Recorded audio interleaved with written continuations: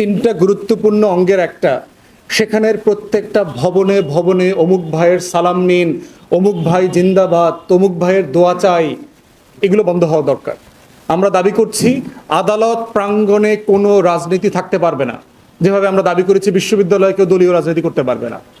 যারা উকিলরা রাজনীতি করবেন আদালতের বাইরে এসে রাজনীতি করেন।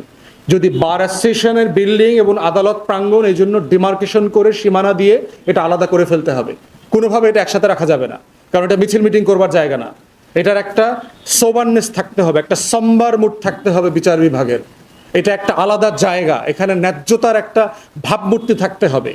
এখানে হাউকাউ করা, চিৎকার চেঁচামেচি করা, এখানে বাজার বানায়া আড্ডাবাজি করা, টং দোকানের চা খাওয়ার জিনিস আদালত করা হইতে পারে না।